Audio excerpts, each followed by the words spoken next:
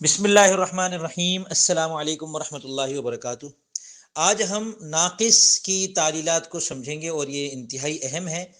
تو ناقص کی تعلیلات کو شروع کرنے سے پہلے چند قواعد کو سمجھ لیں کہ واو یا متحرک ما قبل مفتوح کو الف سے بدل دیتے ہیں اور اجتماع ساکنین کی وجہ سے حرف علت کو گرا دیتے ہیں، اور لام کلمے میں واو اگر کسرے کے بعد ہو، یعنی واو ما قبل کسرہ ہو تو اس واو کو یا سے بدل دیتے ہیں، اور واو مکسور ضمے کے بعد ہو یا یا مضموم کسرے کے بعد ہو تو یہ اس کو ادا کرنا مشکل ہوتا ہے۔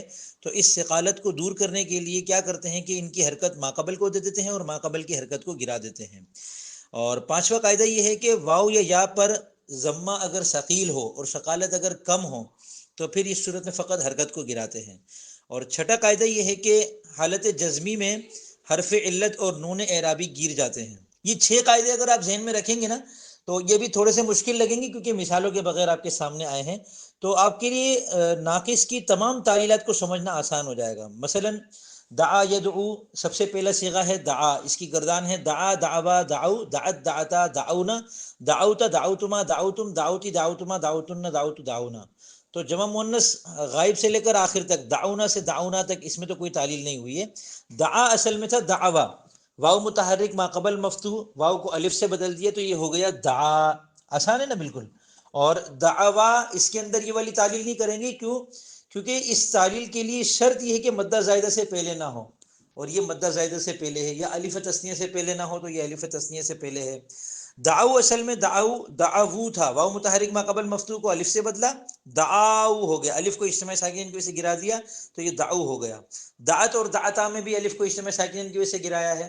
دعتا میں الف اگرچہ اجتماع ساکنین بظاہر نہیں ہے لیکن اس کی جو تا ہے یہ اصل میں ساکن ہے، اس کو کسی وجہ سے حرکت دی گئی ہے، لہذا یہاں پر بھی اجتماع ساکنین کو تصور کرتے ہیں۔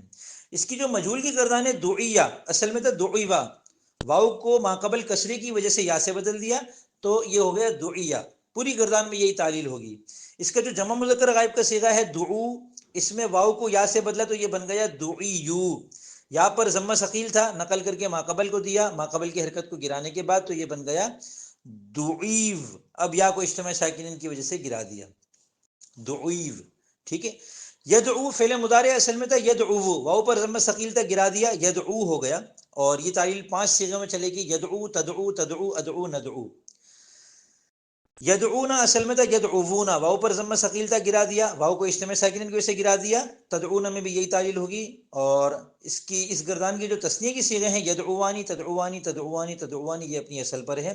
اس میں واحد مؤنث حاضر کا صیغہ ہے تدعینا، یہ تھوڑا سا ٹیڑھا ہے، اصل میں تھا تدعوینا، واو پر کسرہ ثقیل تھا نقل کر کے ماقبل کو دیا، اس کی حرکت کو گرانے کے بعد تدعینا ہو گیا، یعنی عین کے نیچے زیر ہے، واو بھی ساکن ہے یا بھی ساکن ہے۔ اب واو ساکن ماقبل مکسور کو یا سے بدلا اور یا کو اجتماع ساکنین کی سے گرا دیا تو یہ بن گیا تدعینا۔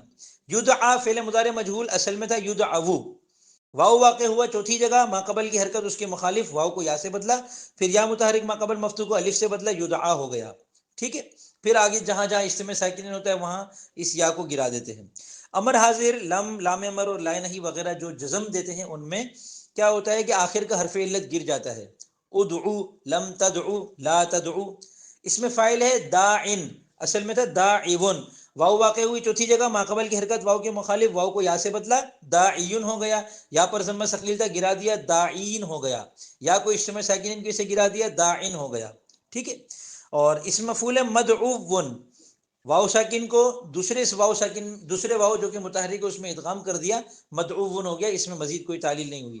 اس میں ظرف مدعن اور اس میں اعلی مدعن، اس میں کیا ہوا، واو کو چوتھی جگہ مخالف حرکت کے بعد کیا یا سے بدلا، اور پھر یا متحرک ماقبل مفتوح کو الف سے بدلا، اور پھر الف کو اجتماع ساکنین کی سے گرا دیا تو یہ مدعن اور مدعن ہو گیا۔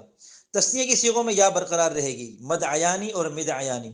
اور جمع کا صیغہ ہے مداعن، اصل میں تھا مداعیبو، یہ بھی تھوڑا سا ٹیڑھا ہے کیونکہ اس میں تنوین نہیں ہے اور لاتے ہیں بعد میں، واو کو چوتھی جگہ مخالف حرکت کے بعد ہونے کی وجہ سے یا سے بدلا، یا پر ضمہ ثقیل تھا گرا دیا، تعلیل زدہ ہونے کی وجہ سے مفاعل کی گری ہوئی جو تنوین تھی وہ واپس آ گئی، مداعین ہو گیا، پھر یا کو اجتماع ساکنین کی وجہ سے گرا دیا۔ مدعاتن اسم اعلیٰ وسطیٰ ہے اور مدعاؤن اسم اعلیٰ کبریٰ ہے. مدعاؤن کو سمجھ لیں تھوڑا سا، یہ اصل میں تھا مدعاون، واو واقع ہوا طرف میں الف زائدہ کے بعد، واو کو حمزہ سے بدلا تو یہ بن گیا مدعاؤن، اس کا تثنیہ ہے مدعاانی. مداعیو اصل میں تھا مداعیو، واو واقع ہوئی چوتھی جگہ، چوتھی سے زائد جگہ، اور اس سے پہلے ضمہ اور واو ساکن نہیں تھا، اس اصول کے مطابق واو کو یا سے بدل دیا اور یہ بن گیا مداعیو، اب یا کو یا میں ادغام کر دیا. اس میں تفضیل ہے ادعا، ادعیانی، ادعونا، اداعن، دعیا، دعیا کو سمجھ لیں، یہ اصل میں تھا دعوا. فعلا کے لام کلمے کو کا جو واو ہے وہ اس میں جامد میں یا ہو جاتا ہے، اور اس میں تفضیل کو صرفی لوگ اس میں جامد کے حکم میں مانتے ہیں، لہذا واو کو یا سے بدل دیا تو یہ بن گیا دعیا، دعیانی، دعیاتن. اس کا آخری صیغہ ہے دعن، یہ دعن جمع مؤنث اس میں تفضیل کا صیغہ ہے، اصل میں تھا دعاون، واو متحرک ما قبل مفتوح کو الف سے بدلا، دعان ہو گیا، الف کو اجتماع ساکن کو اسے گرا دیا. اب یہ تھے سارے واوی کے صیغے. میں جلدی جلدی اس سے بول رہا ہوں کہ یہ ساری تعلیلات پیچھے جو نا مثال میں ہم اچھی طرح سمجھ چکے ہیں، اجوف واوی اور اجوف یائی میں بھی سمجھ چکے ہیں. تو اگر آپ کو مشکل ہوئی سبق کو سمجھنے میں تو پچھلے سبق آپ دیکھ لیں، ان کو سمجھ لیں تو آپ کے لیے اگلا سبق سمجھنا آسان ہو جائے گا. اور اس کے بعد جو یائی کے صیغے رما یرمی، وہ یہی والی تعلیلات ہوں گی. واوی میں واو کو یا سے بدلنے کے بعد جو تعلیلات ہیں وہ ساری رما یرمی میں ہوں گی. لفیف کے صیغوں میں وہ ساری تعلیلات ہوں گی جو مثال اور ناقص میں ہوئی ہیں، کیونکہ جیسے وقع یقی ہے، اب یقی اصل میں تھا یوقیو، تو اس میں یعیدو والے قاعدے سے واو کو گرایا اور یرمی والے قاعدے سے آخر کو ساکن کیا تو یہ یقی ہو گیا. اس کا امر کا صیغہ ہے قی، یہ تقی سے بنا ہے، تا علامت مضارع کو امر میں گرا دیتے ہیں تو یہ بچا قی، یا کو جزم کی وجہ سے گرا دیا بچ گیا قی، قی قیا کو قی قیا قینا، یوں اس کی گردان بنتی ہے. تو یہ ہم نے الحمدللہ معطل کے تمام چیزوں کو، قواعد کو سمجھ لیا. جو چیز آپ کی سمجھ میں نہ آئے وہ مجھ سے پوچھ لیں، میں انشاءاللہ آپ کو دوبارہ اچھی طرح سمجھا دوں گا. ایک بات یہ ذہن میں رکھیں کہ عربی کو قاعدے کے مطابق نہیں بنایا گیا، قواعد کو عربی کے مطابق بنایا گیا ہے. تو یہ صیغے بولے گئے ہیں، ہمیں بس ان کو جو ہے لوجیکلی ثابت کرنا ہے کہ یہ اصل میں یوں تھا، ثقالت کی وجہ سے گرا دیا. اگر کہیں واو گر رہا ہے کہیں یا گر رہی ہے تو ہم وہاں بس ایک بہانہ تراشیں گے کہ یہاں پر ثقیل تھا اور اس کی وجہ سے اس کو گرا دیا. إنا جعلناه قرآنا عربيا لعلكم تعقلون. کیا آپ شعر کہتے ہیں مگر اب تک آپ کو وزن اور عروض سمجھ میں نہیں آئے؟ تو آئیے محمد اسامہ سرسری سے براہ راست وزن شعری کورس کیجیے اور اپنے اشعار پر سے بے وزن ہونے کا داغ ہٹائیے. اس کورس میں آپ فقط 10 دنوں میں شاعری کا وزن سیکھ لیں گے. آپ سیکھیں گے کہ کون سے لفظ کا درست وزن کیا ہے. آپ سیکھیں گے کہ اردو شاعری میں کون کون سے اوزان مستعمل ہیں. واٹس ایپ نمبر پر رابطہ کیجیے 0333283768 یا 030422151717. آپ کا خادم محمد اسامہ سرسری.